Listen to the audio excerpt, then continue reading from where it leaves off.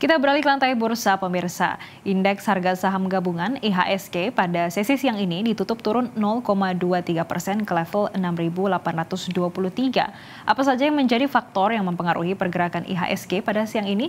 Langsung saja kita bergabung dengan Mercy Wijaya dari Studio Bursa Efek Indonesia. Mercy, indeks harga saham gabungan kalau kita lihat tadi pagi sempat berada di teritori positif. Namun pada penutupan berada di teritori negatif. Apa yang menyebabkan IHSG terkoreksi, Mercy? Jessica dan pemirsa, indeks harga saham gabungan melemah karena aksi profit taking dari pelaku pasar melihat indeks harga saham gabungan sudah menguat 2,2% selama 2 hari perdagangan kemarin. Saat penutupan perdagangan di sesi pertama, memang pergerakannya masih melemah 0,23% ke level 6.823. Dan kalau kita lihat yang menjadi pemberat kinerja indeks hari ini adalah saham sektor teknologi yang melemah sampai 1,42%. Indeks LQ45 ini juga mengalami pelemahan 0,53%. Pelemahan dipimpin oleh saham elang mahkota teknologi minus 3,7%.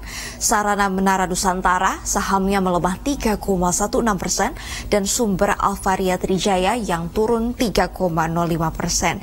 Sementara beberapa saham yang masih menguat dan menjadi top gainers dalam indeks LQ45 adalah S Hardware yang penguatannya mencapai 2,9%, Indo Semen Tunggal Prakarsa menguat 2,35% dan Bank Jago menguat 2,06%. Jessica dan pemirsa, selama 2 hari terakhir kami memantau juga memang masih terjadi net foreign buy atau beli bersih dari investor asing ke pasar saham Indonesia. Bahkan kemarin net foreign buy-nya ini mencapai 1,64 triliun.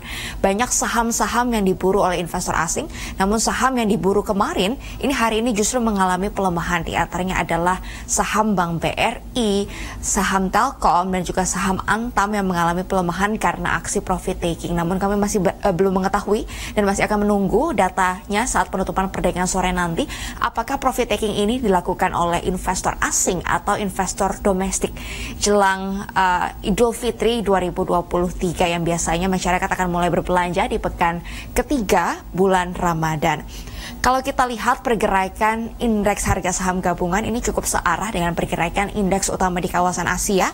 Di indeks Asia sendiri ini variatif, ada yang masih menguat seperti indeks Hang Seng Hong Kong yang penguatannya 0,15% karena didukung oleh saham-saham sektor teknologi, terutama saham Alibaba yang menguat 2% setelah kepulangan Jack Ma ke Tiongkok dan melakukan strategi-strategi bisnis, diantaranya memecah perusahaan Alibaba menjadi 6 bisnis unit.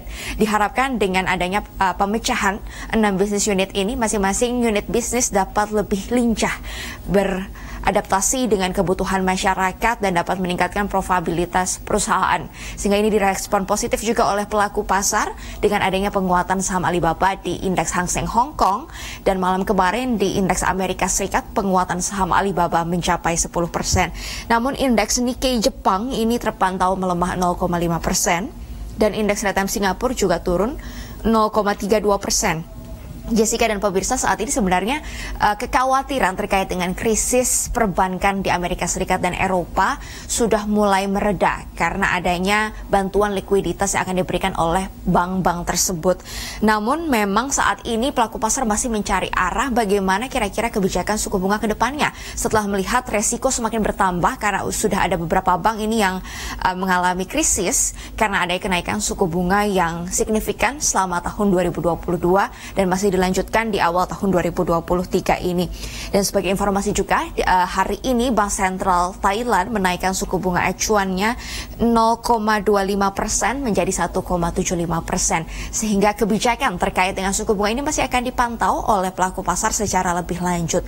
Untuk pergerakan indeks harga saham gabungan, Jessica, memang hari ini pergerakan indeks sempat menguat pagi tadi dan sempat menyentuh level resisten di 6.865. Dan jika nanti saat penutupan perdagangan indeks bisa kembali menguat di atas 6.865 yang merupakan level resistennya, maka arah pergerakan indeks ini akan berubah menjadi uptrend. Dari saat ini masih sideways atau masih pergerakannya cenderung datar. Kita akan tunggu bersama-sama bagaimana pergerakan indeks harga saham gabungan sampai penutupan perdagangan sore nanti. Jessica. Mercy, kalau menariknya kami pantau untuk pergerakan nilai tukar rupiah saat ini memang menguat, namun indeks dolar juga ternyata menguat. Apa sebetulnya sentimen yang menyebabkan nilai tukar rupiah berhasil menguat? Dan kami juga memantau untuk pergerakan harga komoditas hari ini cukup mix. Apakah benar demikian, Mercy? Ya, betul Jessica. Kalau kita lihat tadi pagi nilai tukar rupiah bergerak menguat, namun saat ini pergerakannya flat di 15.055 rupiah per dolar Amerika Serikat. Secara tren nilai tukar rupiah juga sudah menguat lebih dari 1% selama 1 bulan terakhir dan penguatannya mencapai 3% selama 3 bulan terakhir. Dolar indeks pagi tadi menguat ini karena kekhawatiran terkait dengan krisis perbankan di Amerika Serikat sudah mulai mereda sehingga terjadi rebound pada US dollar. Namun saat ini kami pantau dolar indeks justru sedikit melemah 0,03% di angka 102,6.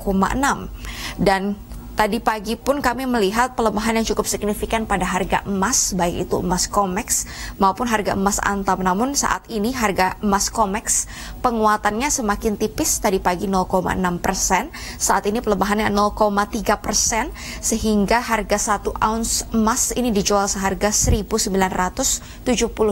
dolar Amerika Serikat.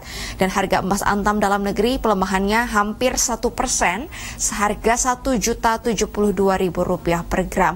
Dan terkait harga minyak mentah dunia ini memang hari ini juga ada aksi profit taking, Jessica, sehingga harga minyak WTI melemah 0,26% seharga 72 dolar Amerika Serikat per barel, dan minyak jenis Brent melemah 0,4% seharga 77 dolar Amerika Serikat per barel. Saat ini kita masih lihat bagaimana arah ekonomi ke depannya karena suku bunga semakin tinggi yang menandakan upaya dari Bank Sentral untuk mengerem aktivitas ekonomi yang bisa mengurangi permintaan terhadap minyak mentah dunia. Tapi di satu sisi kalau kita lihat data-data minyak, stok minyak di Amerika Serikat pada bulan lalu, pada pekan lalu ini juga mengalami penurunan yang lebih dalam dari yang diperkirakan.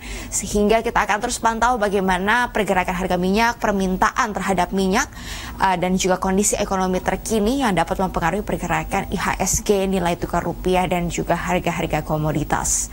Demikian laporan kami dari Studio Bursa Efek Indonesia. Kembali ke Anda di studio. Baik, terima kasih Mercy Wijaya atas laporan Anda langsung dari Studio Bursa Efek Indonesia.